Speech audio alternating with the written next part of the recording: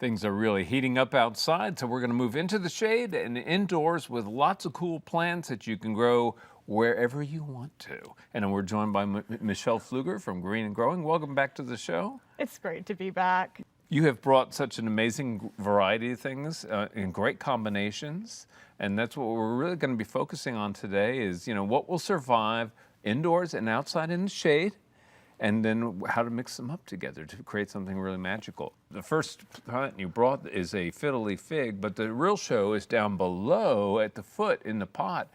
Beautiful combinations of plants. Thank you. Yeah, I really think one of the things that people neglect with their houseplants is putting arrangements around them and making the plant part of a grouping instead of just the focus of the grouping. And you can create more dimension and more interest with these underplantings. There's a Scilla down there, and I looked at it, I thought it was a Manfredo.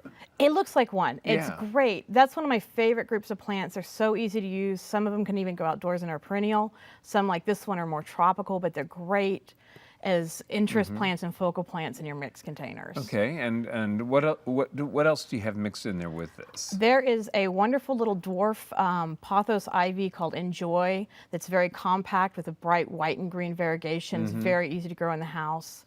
Tolerant a lot of different light levels. The fine leaf plant is maidenhair vine or angel vine, which is super easy to grow. It fills out and just makes a really nice low lush green cover, and I love that texture. It just really loosens everything up. It does. Makes it kind of airy. I love it. Well, it's great combinations and beautiful container.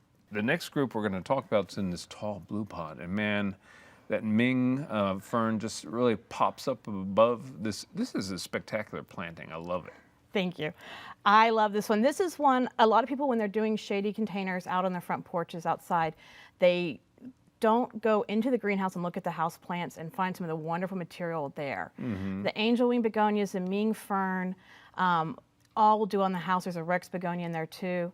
And the tiger fern. Those are all great plants you might find in the greenhouse and not out on the annual tables where you're shopping. They're got a lot of color and interest to these containers. You can also overwinter them indoors if you want for next year. Well, I love the begonias, and people look at them and think, oh, and they hear the word begonia. I think it just sounds like it spells trouble, but they're so easy. They're one of the easiest plants, especially a flowering plant for shade.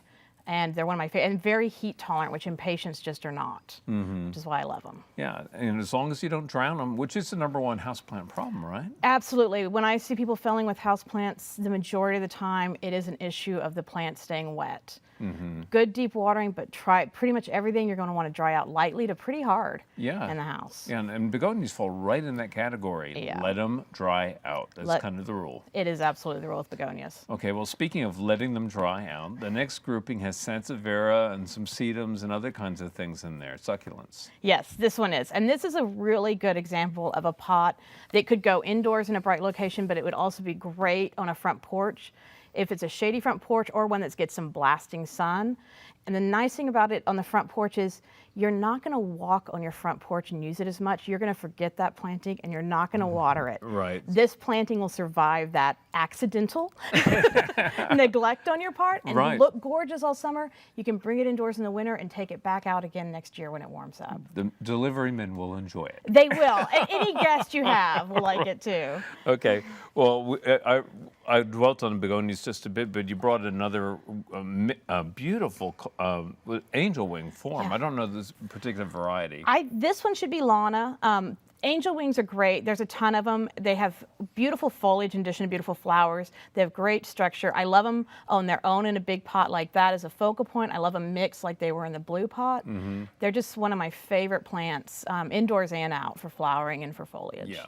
Well, you can bring them indoors twice with the next grouping is an Edwardian glass garden or glass house.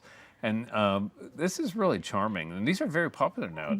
They're very popular. And I think what people don't realize about them is they're actually very practical. These were invented to allow people to grow high humidity plants in a dry atmosphere. And in Texas, we're either running our heaters or our AC, our houses always have very, very low indoor humidity. A lot of houseplants like high humidity. And so this is a great way to grow some of your higher humidity houseplants that you maybe have filled with, like maidenhair ferns, African violets, things like that in the house. So do you, to keep it humid inside, you just mist the plants routinely? Mist the plants, or I like to do a gravel tray at the bottom and keep That's a layer of smart. water in that, so it's just constant high humidity in there. Okay, well, I love the look of these things. I've never tried one, but it's like an easy terrarium, really. It is like an easy terrarium, and instead of having to do all the layering and worrying about keeping too wet and too dry with the terrarium, you can just set some pots in there and just set up a really nice special setup. Okay.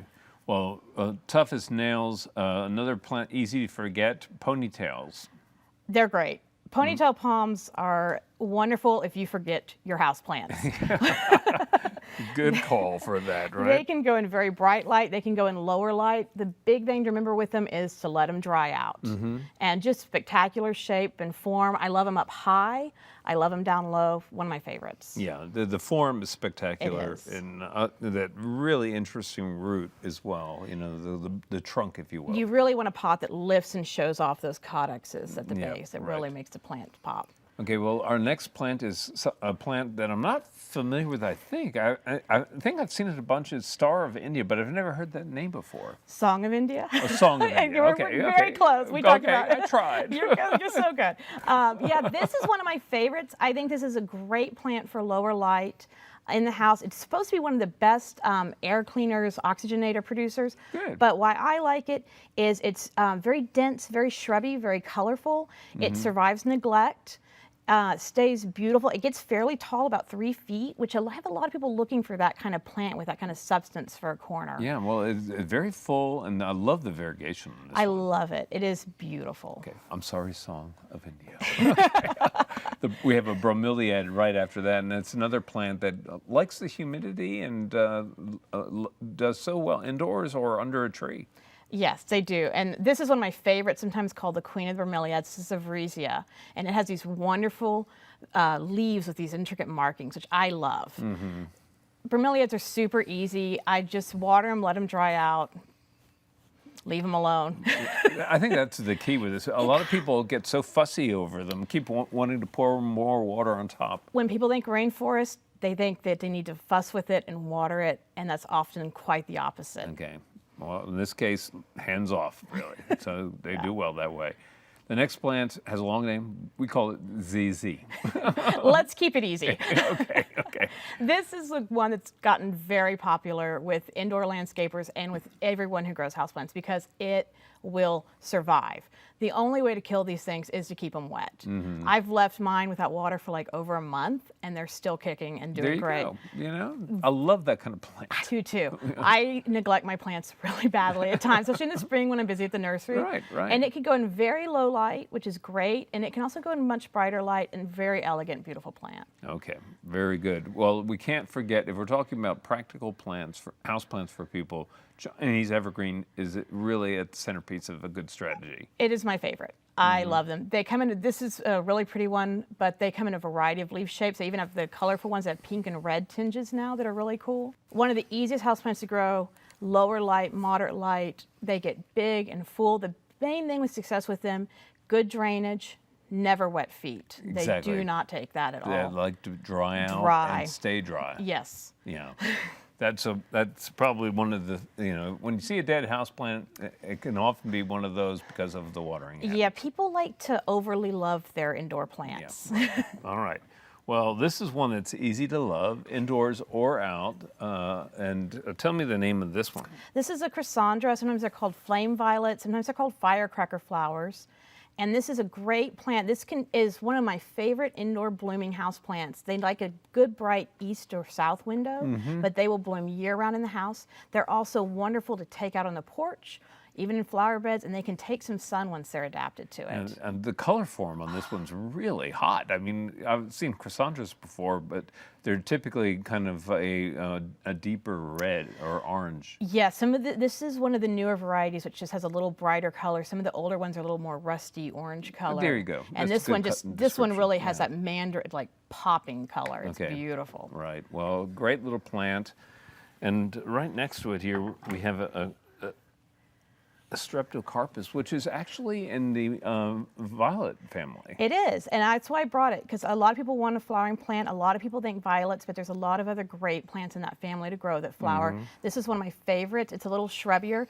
And when they're really happy, this is a young plant, when they're really happy, they'll just have clouds of blooms over the foliage, and they get really big, actually. Yeah, well, I love this one because, violets are pretty tight in terms of the form, and this has the long spray for the flowers, and it's just a nice loose form. It's really nice. It's a really pretty plant. It's actually kind of lost popularity, and I think it should regain some. Okay, well, we'll cheerlead for the Streptocarpus. Definitely. And real briefly, you brought along a Schefflera that I want to just mention, and this is a big, bold, variegated form, but just real briefly.